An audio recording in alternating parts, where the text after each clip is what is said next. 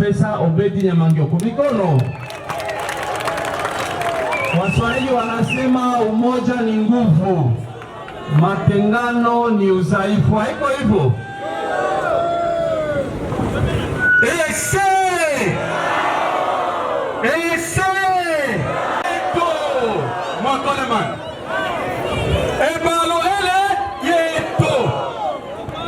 Sawa, nashukuru sana.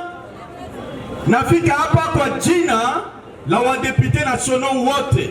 Munajua kama tuko ine.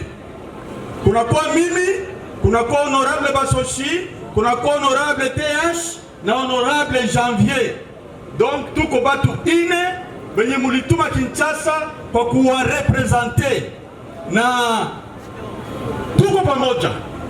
Ijapokuwa watu wanapenda kuchochea mambo, lakini tuko pamoja, na umoja wetu unaleta nini? Nguvu.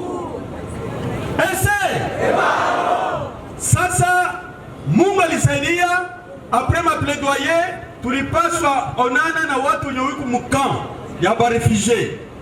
Tulipita d'abord mu site de transit mbili ya Chishemere na ya Rumonge, kisha tukaenda makamp ya Luigi.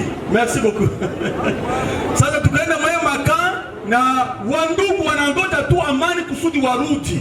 Wako tayari kabisa kurudi, na mateso kweli iko mingi, lakini tunashukuru nyinyi mwenye mulibakia hapa kwa kuresiste.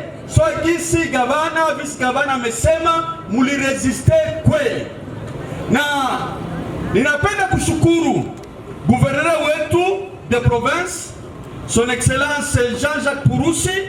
Wakati nafika Bujumbura nasema honorable, kunakuwa delegation itaenda Baraka, ni lazima wewe represente ba député nationaux bote, parce que kwa tunapenda na ba nationaux na ba provinciaux bote bakuwe mengi, si mengine abako wewe uende. Nikasema hili ni lazima sana mpaka tufike Baraka, na ndio maana tulishidikiza vice governor wetu, na tunashukuru gouvernement provincial kwa hiyo kazi wamefanya. Sasa natafuta sema kidogo tu, sitasema mingi, tupatie vice governor wakati yote aseme. Munajua Mungu alitupenda, na Mungu alitupenda, natafuta sema juu ya resistance yenu.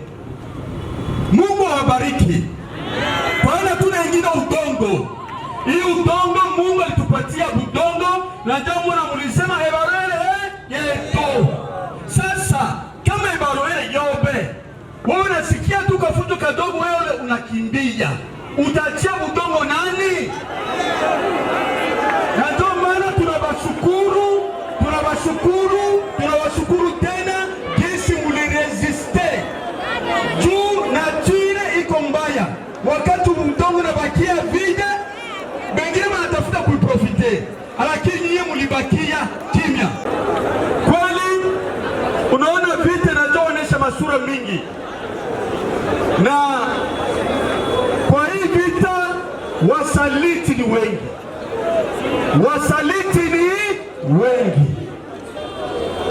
Ujue kwamba usaliti mwisho ni kulipa, na kulipa mbaya. Basi unasaliti udongo tate yako, baba yako, bajukuu benye balikuachia, na sisi tunapaswa kuachia bajukuu.